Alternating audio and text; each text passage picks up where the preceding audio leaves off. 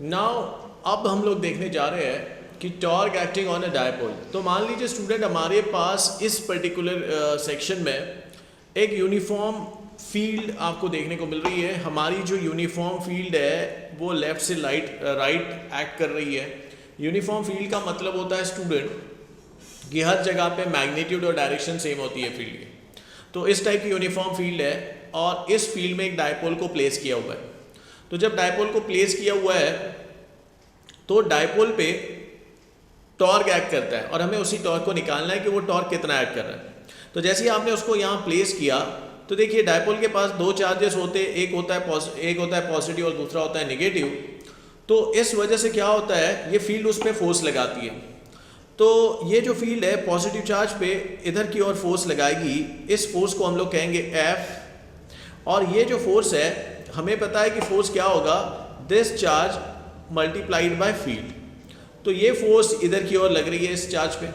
उसी तरीके से इस चार्ज पे यही फील्ड नेगेटिव चार्ज पे जो फोर्स लगेगा वो इस डायरेक्शन में लगेगा स्टूडेंट, जिसे हम लोग कहेंगे F इक्वल्स टू QE। सुनिए, फील्ड भी सेम, फील्ड भी कांस्टेंट है और आपका चार्ज का मैग्नीट्यूड भी सेम है। और इसी वजह से ये दोनों जो फोर्सेस है इनका मैग्नीट्यूड सेम है but they act in opposite direction, बिल्कुल एक दूसरे के अपोजिट डायरेक्शन में एक्ट कर रहे हैं। तो स्टूडेंट इस केस में क्या होगा कि इस डायपोल पे जो नेट रिजल्टेंट फोर्स लगेगी, सुनिए बात सुनिए, बहुत इंपॉर्टेंट पॉइंट है ये, कि जो नेट रिजल्टेंट फील्ड लगे जो नेट रिजल्टेंट फोर्स लग रहा होगा इस डायपोल पे, वो नेट रिजल्टेंट फोर्स जीरो हो जाएगा। क्यों हो जाएगा? बिकॉज दो फोर्सेस इस डायपोल पे लग रहे हैं और दोनों फोर्सेस का मैग्नीट्यूड सेम है और डायरेक्शन बिल्कुल अपोजिट है। तो इस वजह से ये दोनों फोर्सेस एक दूसरे को कैंसिल कर देते हैं और कैंसिल करने के कारण इस डायपोल पे नेट फोर्स की बात कर रहा हूं, net force is equal to zero.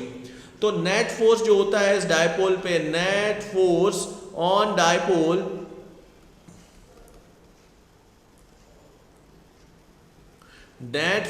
Dipole is zero in case of uniform. याद रखना ये यूनिफॉर्म इलेक्ट्रिक फील्ड में होता है। यूनिफॉर्म इलेक्ट्रिक फील्ड में नेट फोर्स ऑन डायपोल जो होता है वो जीरो होता है स्टूडेंट। और यही वजह है कि इसके कारण नेट फोर्स ही जीरो हो गया तो लीनियर मोशन नहीं होता यहाँ पे।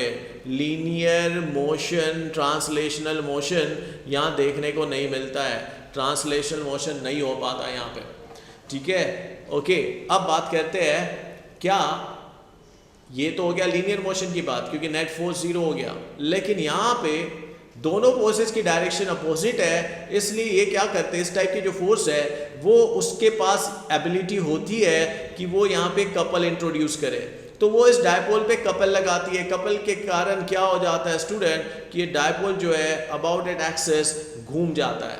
अब घूमने की अगर बात की जाए तो हम यही कहेंगे कपल कोई और नहीं है, यहाँ पे टॉर्क लग रहा है जिसकी वजह से ये रोटेशनल मोशन करेगा। तो यहाँ पे इस पर्टिकुलर केस में डायपोल आपका रोटेशनल मोशन करेगा बिकॉज इसके ऊपर टॉर्क एक्ट करेगा। अब ये टॉर्क कितना होता है ये देख लेते हैं। तो हम मान लेते हैं कि ये जो डायपोल का जो मोमेंट है ये इलेक्ट्रिक फील्ड के साथ थीटा एंगल बना रहा है। ये डायपोल का जो मोमेंट है, मोमेंट वाला वेक्टर, ये इलेक्ट्रिक फील्ड के साथ थीटा एंगल बनाता है। तो अगर ये इलेक्ट्रिक फील्ड के साथ थीटा एंगल बनाता है तो इस हिसाब से यहाँ पे हम एक काम कर लेते हैं, इस तरीके से एक ट्रायंगल कंप्लीट कर रहे हैं हम लोग। अब इस ट्रायंगल को अगर कंप्लीट किया तो यहाँ से यहाँ तक का जो डिस्टेंस है उसे हम लोग x मान लेते हैं। क्या मान लेते हैं? x मान लेते हैं। अब टॉर्क जो होता है, torque acting on dipole is given by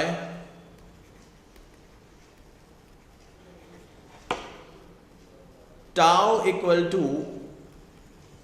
सुनिए भाई क्या होता है, दोनों में से किसी एक फोर्स का मैग्नीट्यूड ले लो और magnitude of the force multiplied by perpendicular distance from the axis of rotation. ये फोर्स देखो, ये इसको घुमाने की एबिलिटी रखता है, तो ये जो है perpendicular distance, force into perpendicular distance लिखेंगे, फोर्स इनटू परपेंडिकुलर डिस्टेंस। तो इस केस में ये हो जाएगा स्टूडेंट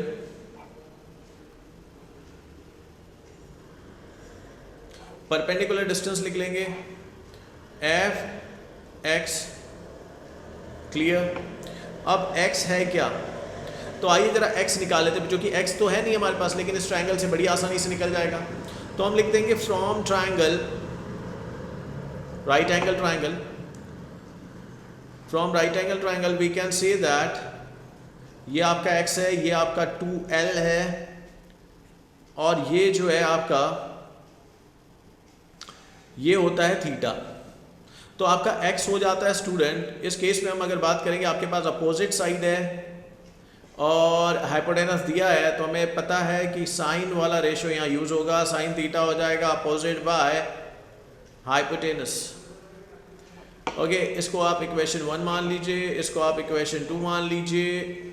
अब ये वाली वैल्यू यहाँ सब्स्टिट्यूट कर दीजिए, तो टाउ हो जाएगा आपका f into,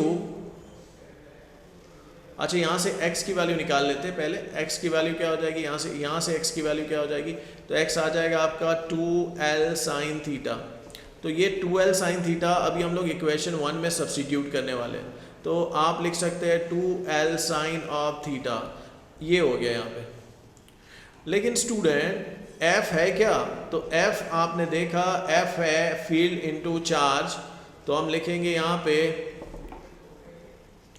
E into Q into 2l sine of theta, ऐसे लिख दिया भाई। लेकिन ये चीज़ क्या है, ये तो जानी पहचानी सी चीज़ है स्टूडेंट। ये क्या होता है, charge into 2 length, dipole length होती है डायपोल मोमेंट के बराबर, तो ये हो गया E P sine of theta.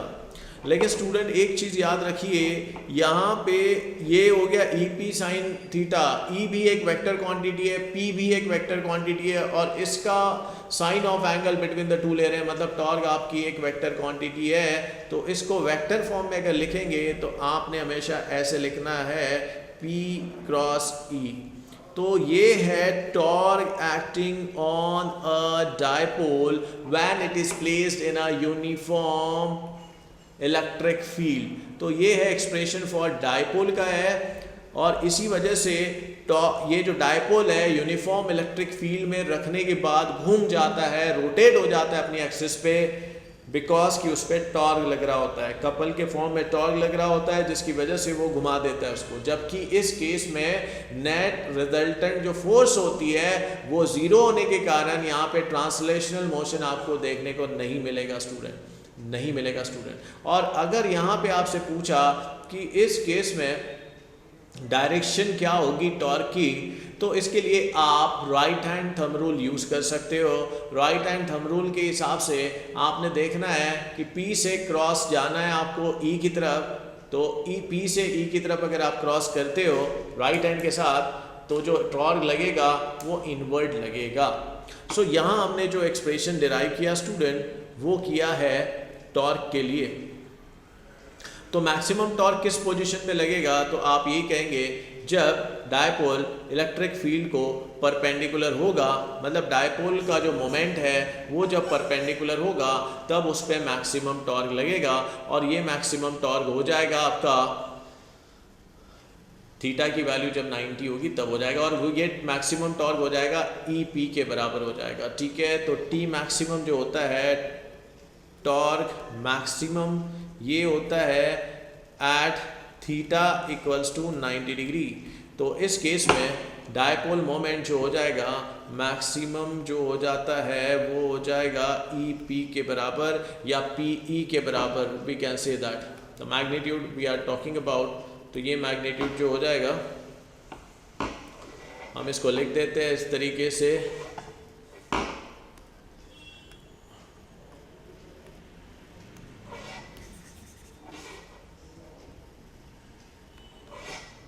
T tau maximum, ये टाउ मैक्सिमम जो हो रहा है आपका पी ई के बराबर हो जाएगा।